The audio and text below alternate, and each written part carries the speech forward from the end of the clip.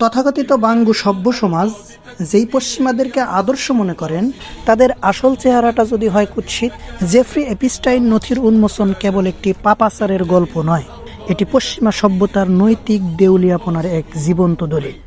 এই নথিতে নাম এসেছে এমন সব মানুষের যারা বিশ্ব রাজনীতি ও অর্থনীতি নিয়ন্ত্রণ করেন, যেমন বিল ক্লিন্টন, আমেরিকার প্রাক্তন প্রেসিডেন্ট; প্রিন্স অ্যান্ড্রু, ব্রিটিশ রাজপরিবারের সদস্য; ডোনাল্ড ট্রাম্প, আমেরিকার প্রেসিডেন্ট; স্টিফেন হকিং, জগৎ বিখ্যাত বিজ্ঞানী; অ্যালান ডারশোভিটস, প্রখ্যাত আইনজীবী; ডেভিড কপারফিল্ড, বিশ্বখ্যাত জাদুকর। এদের অনেকেই এপিস্টাইনের দ্বীপে গিয়েছেন অথবা তারা বিমানে ভ্রমণ করেছেন।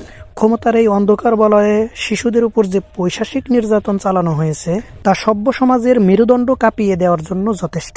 পশ্চিমা বিশ্ব সবসময় মুসলমানদেরকে মানবাধিকার আর নৈতিকতার সবক দেয়, কিন্তু তাদের নিজেদের সর্বোচ্চ মহলের এই পাপাচার প্রমাণ করে যে তাদের লিবারেল ভ্যালু বা উদারবাদ আসলে একটি মুখোশ মাত্র। যখন ক্ষমতা আর অর্থ একত্রিত হয়, তখন তাদের কাছে নৈতিকতা বা ধর্ম কোনো গুরুত্ব পায় না। অথচ এই একই প্রভাবশালী গোষ্ঠী ইসলামের শরিয়া আইনকে বর্বর বা সেকেলে বলে প্রচার করে। কেন? কারণ শরিয়া পাপাচার আর ব্যভিচারের বিরুদ্ধে জিরো টলারেন্স নীতি ঘোষণা করে।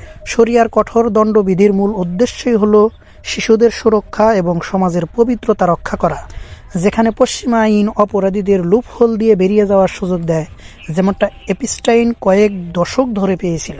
ভিডিওটি শেয়ার করে অন্যদের সচেতন করুন। এই প্রভাবশালী অপরাধীদের বিচার কি আদৌ সম্ভব? আপনার মতামত কমেন্টে জানান।